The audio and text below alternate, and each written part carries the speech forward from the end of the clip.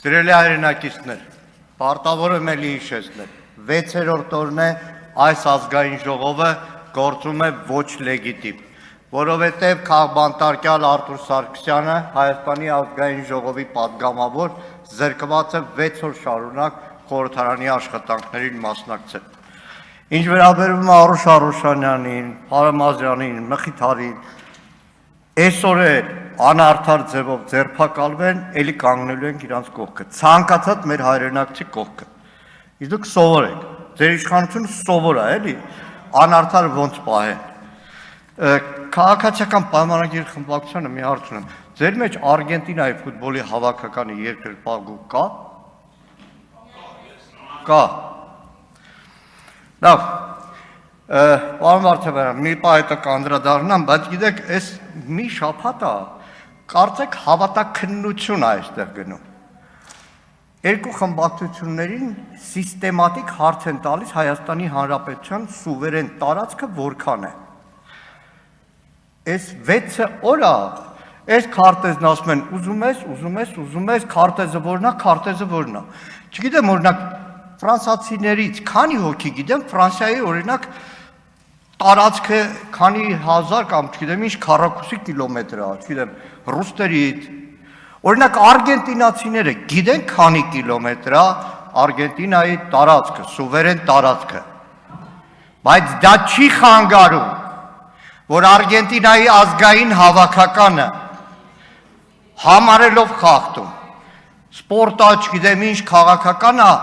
անգլիացիների հետ խաղից պաստար բարձրացնեն, որ այդտեղ էլ կարևոր քաղաքական հարց կա, իրենց համար մարմնյակ կղզիներն են, ոչ թե ֆոլկլենդներ, ու դրանից հետո Անգլիան պատերազմ չհայտարարի Արգենտինայի, իրար հետ պատերազմ չաներ, բազմաթիվ երկրներ,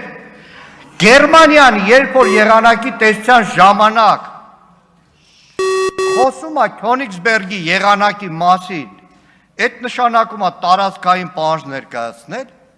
գիտեք, բայց ամեն անգամ, որ լսում է Հայաստանի սուվերեն տարածքը որքան է, քանի հազար քառակուսի կիլոմետր է,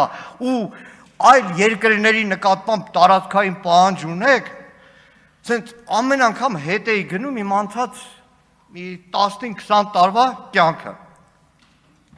որովհետև այդ անցնող բոլոր տարիներին տարբեր առիթներ են եղել, որ Հայաստան են ժամանակ թուրք լրագրողներ, հատկապես ֆուտբոլային դիվանագիտության ժամանակ։ Ու այդ ժամանակը, որ թուրք լրագրողները հատկապես դե դաշնակցական եմ, հարցազրույցներում դուք տարածքային պահանջ ունեք Թուրքիայի նկատմամբ, տարածքային պահանջ ունեք Թուրքիայի նկատմամբ, բայց երբեք հարց չեն տվել Արարատի մասին։ Մենակ տարածքային պահանջ։ Բայց այստեղ կա մի կարևոր բան։ Դեռ 98 թվականին ադրբեջանցի լրագրողների մեծ խումբ եկել էր դաշնակցության գրասենյակ։ Արմեն Ռուստամյաններ, ես եւ մեր հանգուցալ գերագույն մարմնի ընկերներից մեկն էր։ Բազմաթիվ հարցեր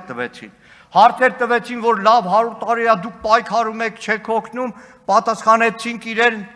իրենց հանրապետության հիմնադիր Ռասուլզադեի խոսքերով, թե մեկ անգամ բարձրացած դրոշը այլևս չի գնում։ Բայց չեղավ գետ մեկ ադրբեջանցի, որ համարի, թե մենք ու Հայաստանը տարածքային պահանջ ունենք Ադրբեջանի նկատմամբ, որտեղ իրենց համարել էր հասկանալի, որ Արցախը Ադրբեջանի դեմ տարածքային պահանջ չէ, ինքնորոշման հարց է։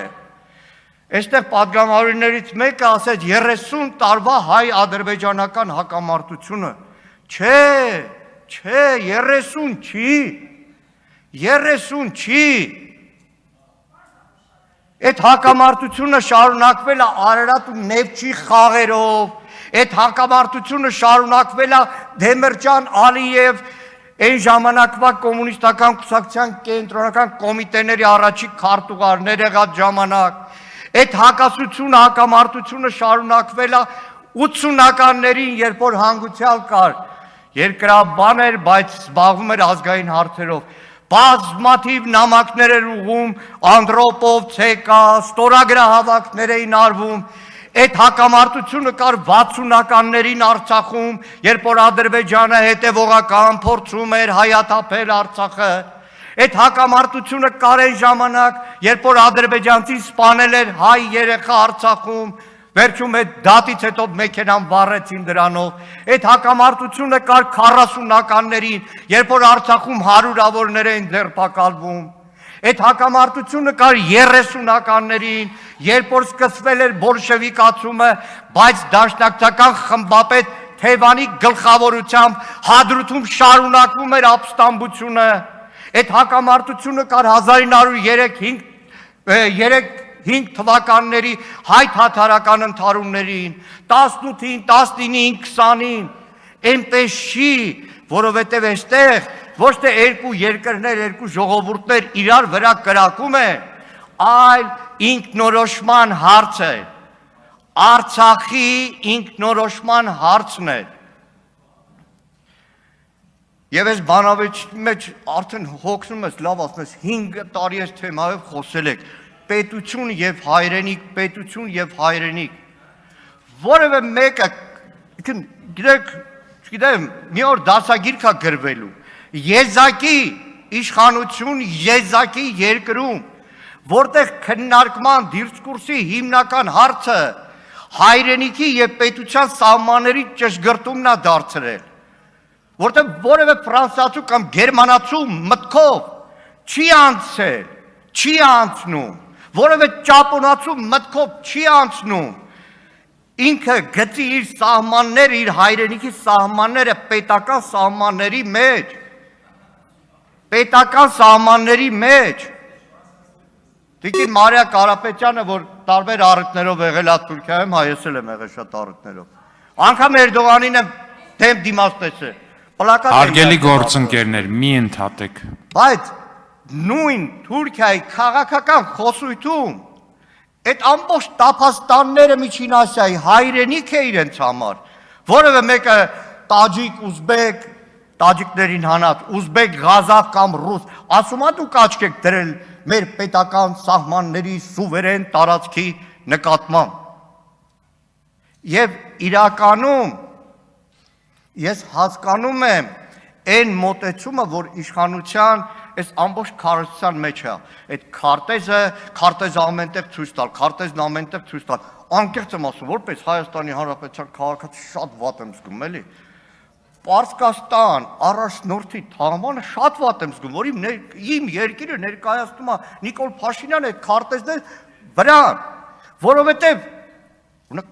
այսինքն պարսիկ պաշտոնյաների մտածումն է այդ պահին մտքովս ելքի, ինչ են մտածում, էլի, լավ, ինչն են ապացություն, ինչը, ինչպես, և այս առումով,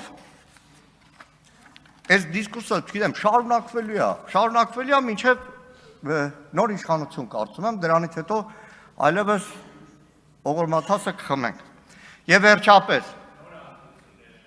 հա, ոչինչ, 17-ին էլ էր նոր եղել ընտրություն միջոց, հա։ Իմիջիայլոց չեմ կարող այսօրվա իրականում ամոթի օրվան չանդրադառնալ։ Շատ կարճ, բայց ասեմ այս իշխանության եկեղեցու դեմ պայքարը։ Երբեմն ԿՊ պատգամավորներ ինձից նեղանում է, որ բոլշևիկների հետ եմ համեմատում, բայց նայեք, բոլշևիկներն ինչ արեցին, 20-ական թվականներին փորձեցին հայ առաքելական եկեղեցին վերջացնել, ամենաուժեղ եկեղեցին, որպես համայնք, Թիֆլիսն էր, Թիֆլիսից սկիզբ առավ, հետո տեղափոխվեց Հայաստանի, սովետական Հայաստան, ազատ եկեղեցու շարժում սկսեցին, լրիվ մոտավորապես այն ինչ որ այս տարիներին Հայաստանում էր, այնտեղ կար մի հոգի, եպիսկոպոս, որի անունը հիմա չեն հիշում, վարդապետ, լրիվ նույն թեզերը գրավում էին եկեղեցի, թերթ էին տպում, քննադատում էին վեհափառին, բարեփոխում էին պահանջում, պարտվեց էդի, որ պարտվեց երկրորդ քայլն եկավ, սկսեցին ձերբակալել եպիսկոպոսների, 2 եպիսկոպոս, Իմիջիայլոց Արտակ եպիսկոպոսի անունով Գյումրիում մեն փողոցն է, որտեղ հիմա Միքայել Սրբազանն է, էդ էլ չհաջողեց, հասան վերջին կետին, մայրաթոռում խեղտամա արեցին խորեն վեհապարին։ Աստված երկար կյանք տա մեր վեհապար հայրապետին, բայց այն ինչ որ այսօր տեղի է ունենալու Վաղարշապատում, հավասարազոր է 37-ի խեղտամա անելու։ Ավարտեք, պարոն Մանուկյան։